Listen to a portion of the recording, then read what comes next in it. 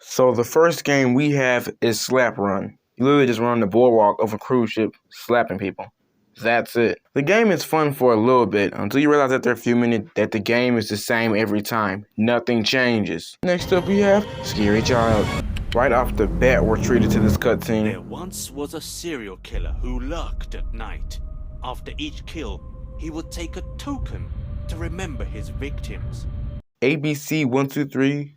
Are you serious? Is this 6ix9ine car or something? Night, after leaving the scene of his latest murders, he was hit by a car and killed.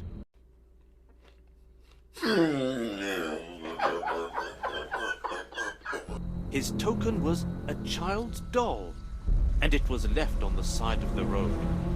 No one knows that this ruthless killer latched his soul onto the doll and was born again. Oh my God, bro. Oh, hell no, man. What the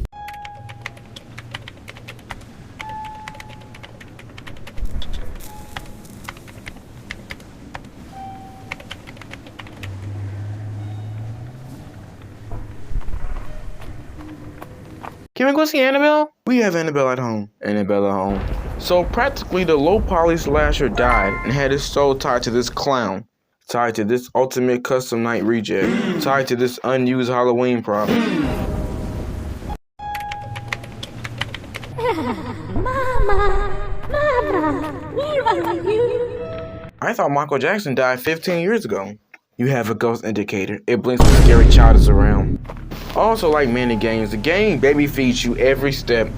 I think I know a ladder is used to get things from high places, and it makes a terrible boat. Why is this deadbeat dad and baby Jackson in my ear?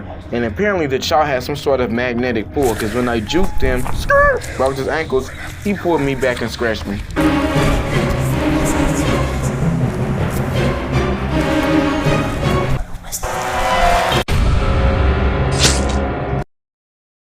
You telling me Solomon Grundy's defected nephew scratched me?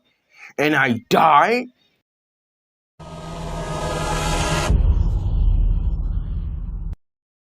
Everything about this kid sucks. 4 out of 10. YouTube, welcome to the review room. Hello and welcome to the review room. Today we'll be reviewing some, wait for it,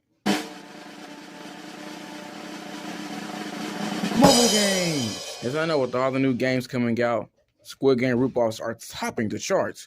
But on a real note, the reason I want to review mobile games is because simply, it's the only platform I use. Now keep this in mind. We will only be reviewing Google Play Store games, so if you see no iPhone, Amazon, or even Microsoft games, you know why.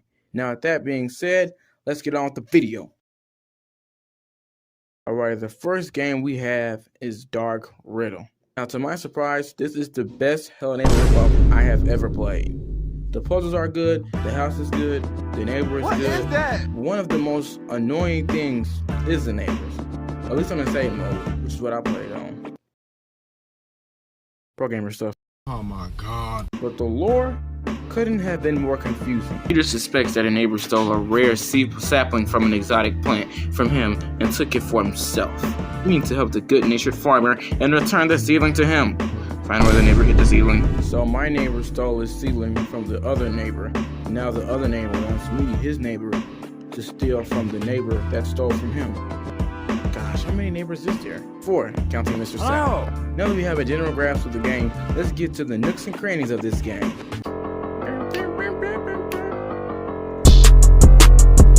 Get your fat self down. The game when the neighbor has 4 difficulties: Ghost, Normal, Hard, and Insane. Imagine playing on Ghost, LOL, chicken. For example, Ghost mode, the neighbor can't see you, so you can play the game relaxed. Normal mode, you're still faster than the neighbor. Hard mode, some of the items in the house switch places. Also, the neighbor's faster. And at last, Insane mode.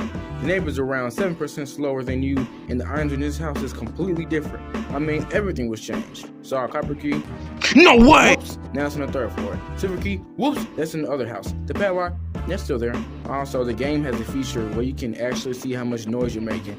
So if it blinks green, way to go, keep moving. If it blinks yellow, be cautious, you can be heard by the neighbor. If it blinks red, the neighbor can hear you, run, get off his property. Also, there's another character, the police officer. Is such a bad, Oh my poorly God, trained, bro. dirty cop Hell beating his no. badge What ref. the fuck, man? You're telling me if you catch me leaving the neighbor's house, you will catch me. But if I shoot a literal ice blaster, which can freeze by the way, you don't care unless I shoot you with it? Get away. But overall, it was a really solid game. I played it in the past, and I know how the game ends. But overall, really solid game. 7.5 out of 10. Good game. And next we have Subway Princess Runner. I have to admit, this game was actually pretty good. The movement felt a little linear at times, but a copy of Subway Surfers and Talking Tom Go Run, but a master of none. They have the looks and feel of Talking Tom Go Run. You can fly planes, go to secret places, teleport to a parallel universe, you can collect coins, jump and dodge obstacles, collect boosters, and ride hoverboards. And I know, you're probably like, oh Isaiah, why is it only a blank out of 10? The reason is that low is because of many things. Stiff gameplay, hard to spot objectives, way too much visual flair. But the biggest culprit is a police officer. I don't know who he think he is, but that London police wannabe isn't fooling me. You're telling me you catch all of my friends dancing, flipping, jumping over the ice cream stand? Despicable. Dangerous me, just sitting like, hey, don't do that. And there's a wannabe police officer patrolling around, but as soon as I move, he's basically chasing me forever and can't keep up. But if I make one mistake and bump into a train, you just there and ready to arrest me? Just overall, a 6 out of 10. The police 1 star. Girl, Why you at our door? Next up, we have Grand Theft Auto on mobile. So as a Unity graphic asset, I mean the main character in this game, you ready to bang the city? Up another ad. I just have to say, this game is terrible. When I tell you, everything about this game is bad. I mean everything. The graphics, the physics, running over people feels so unsatisfying. Sorry. And the biggest issue I have with the game is the dignity to give him. But nothing can quite take away these breathtaking, jaw-dropping cutscenes. Hi John, how are you man? I'm good. Alright. How are you kids? those Cheeto dust up. Look. Where are you? Haunting me. I'm leaving home now. Is everything alright? Come meet me at Alpha Mall. I'm standing outside. We're going to the Alpha Mall. No betas allowed. I know with such riveting graphics, you're probably asking, Injustice to who? Tell them get a load of this. But the lore, I have to say, I don't know, because my game freezes on the first mission. I cannot move.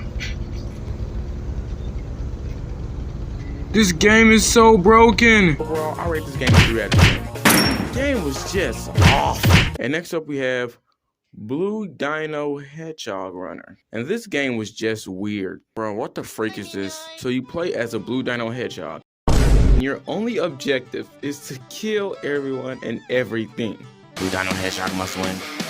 Blue Hedgehog must execute. But the game feels just so weird. First of all, I am a hedgehog with green goggles on and rocking these no-bass headphones. What am I listening to? The Teenage Mutant Ninja Turtles mobile game soundtrack?